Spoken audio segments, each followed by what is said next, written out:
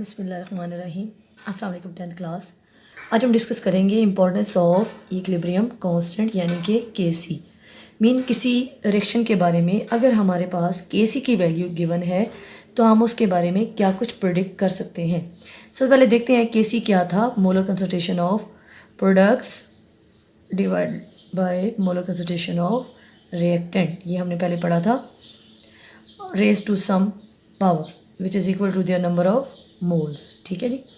अब इसकी हमने पिछले यूनिट में कैलकुलेशन करके इसके न्यूमेरिकल वैल्यू भी निकाली और इसके हमने साथ इसके यूनिट्स भी निकाले।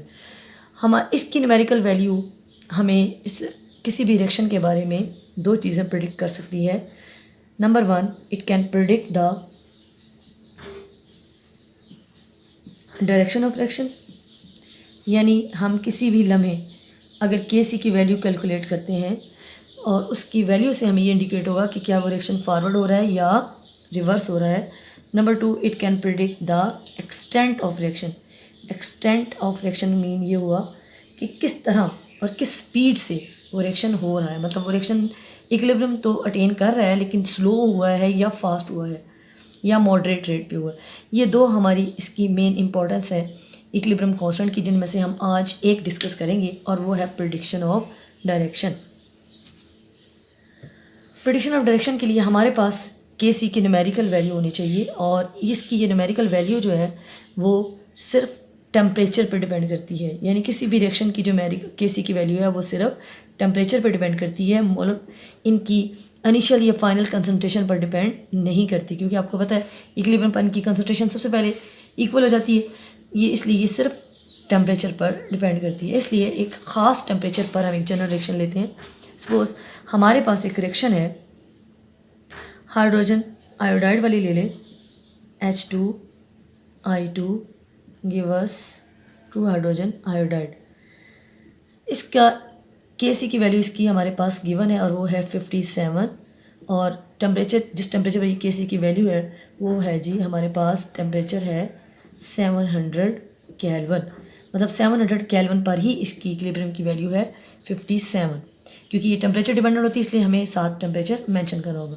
सपोज़ यही वाला जो एक्सपेरिमेंट है, अगर हमसे कहा जाए कि इसकी केसी की वैल्यू आप कैलकुलेट करें और इसकी डायरेक्शन के बारे में बताएं, यानी अभी ये रिएक्शन प्रोसीड हो रहा है और इन द मीन टाइम हमने किसी भी हमें ये बताना हो किस वक्त ये हमारा रिएक्शन फॉरवर्ड हो रहा है या रिवर्स हो रहा है, तो हम केसी की वैल्यू से इससे प्रेडिक्ट कर सकते हैं।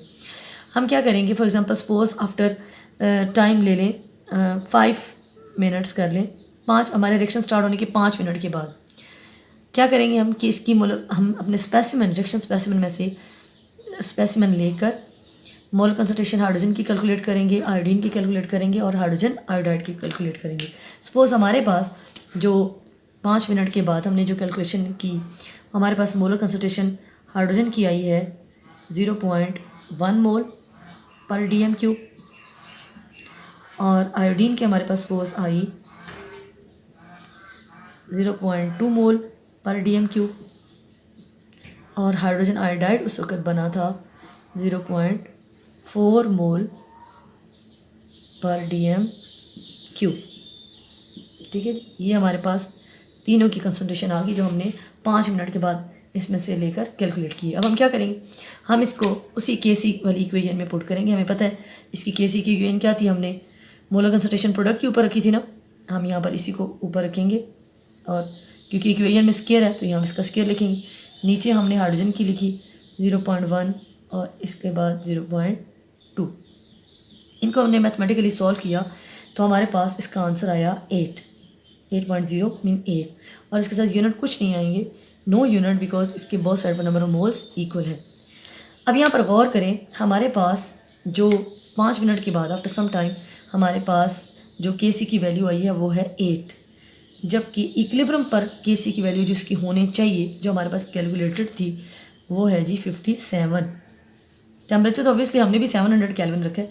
इट मीन्स कि अभी मेरी केसी की वैल्यू मेरे रिक्वायर्ड जो इक्विलिब्रियम से बहुत कम है और अब आप खुद प्रिडिक्ट कर सकते हैं कि 8 से 57 होने के लिए हमें आगे की तरफ मूव करना पड़ेगा, फॉरवर्ड मूव करना पड़ेगा, क्योंकि 8 से फिर 9, 10, 11, 12 एंड सो ऑन हम तब जाके 57 पर पहुंचेंगे।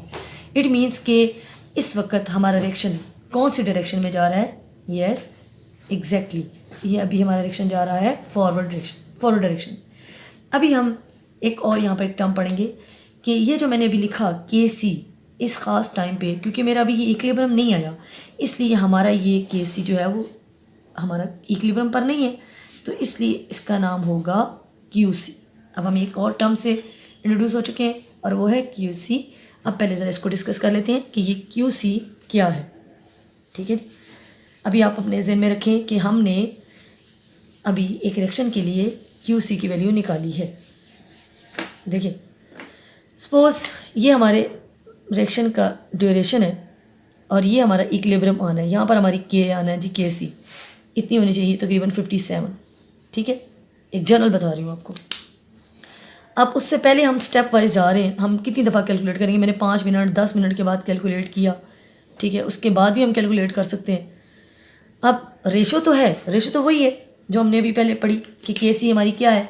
के C is equal to molar concentration of products over reactants. यही था हमारा के सी, रेशो ही है। ठीक है, वो हमने यहाँ साथ लिख लिया, रेज टू सम पावर।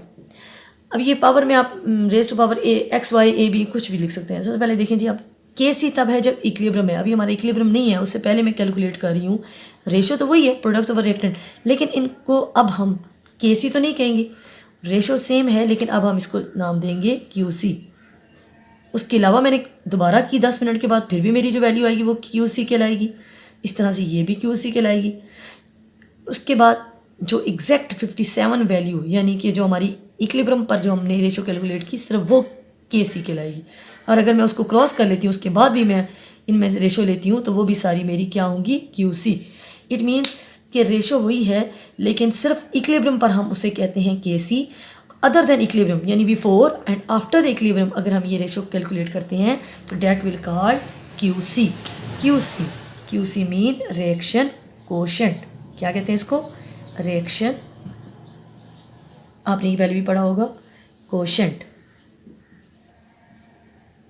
ठीक है, ये रिएक्शन हमारा कोशेंट। तो इसका मतलब है कि जब तक हमारा के सी की वैल्यू नहीं आती, हम बार बार उसकी यही वैल्यू कंसंट्रेशन निकाल रहे हैं, रेशो निकाल रहे हैं, तो हमारी क्यू सी की कुछ ना कुछ वैल्यू आएगी। सपोज सबसे पहले अभी हमारी जो क्यू सी की वैल्यू आई है वो आई थी, अभी हमने जो कैलकुलेट की 8, जबकि हमारे के सी की वैल्यू गिवन थी 57। इट मीन्स कि ये से बहुत कम है। तो इस तरह की कंडीशन से हमने 3 किस्म की प्रेडिक्शंस की हैं, 3 किस्म की पॉसिबिलिटीज़ हो सकती हैं। पहली बात, अगर हमारा क्यू सी लेस देन है गिवन के सी की वैल्यू से, तो रिएक्शन के बारे में हमारी प्रेडिक्शन क्या थी? अभी लेस था ना, हमारी प्रेडिक्शन थी, रिएक्शन था फॉरवर्ड। क्या रिएक्शन था? फॉरवर्ड। ठीक है, दूसरी पॉसिबिलिटी है कि अगर हमारा क्यू सी, सपोज मैंने कुछ देर के बाद कैलकुलेट किया तो उसकी वैल्यू 80 आ गई, 65 आ गई, इस तरह से आ गई, तो इसका मतलब है कि वो ग्रेटर देन होगी के सी, उसने इसको क्रॉस कर लिया, तो अब मेरा रिएक्शन क्या पॉसिबल होगा? Reaction will be reverse. Suppose किसी पॉइंट पर ऐसा हुआ कि जो मेरी क्यू सी की वैल्यू थी ऑलमोस्ट वही मेरी के सी की वैल्यू है, इसका मतलब है अब हमारा रिएक्शन इक्विलिब्रियम पर पहुंच चुका है। ठीक है, इस तरह से हम इस रेशो से क्यू सी यानी प्रोडक्ट ओवर रिएक्टेंट की जो हमारे पास रेशो है, इसकी वैल्यू है क्यू सी और के सी की वैल्यू से हम अपने गिवन रिएक्शन की डायरेक्शन को प्रिडिक्ट कर सकते हैं कि किसी भी लम्हे हमारा रिएक्शन फॉरवर्ड हो रहा है या रिवर्स हो रहा है या इक्विलिब्रियम अटेन कर चुका है। और इसकी जो दूसरा पॉइंट है, हमारा जो prediction of extent of reaction, वो हम इंशाल्लाह नेक्स्ट लेक्चर में डिस्कस करें। Thank you so much.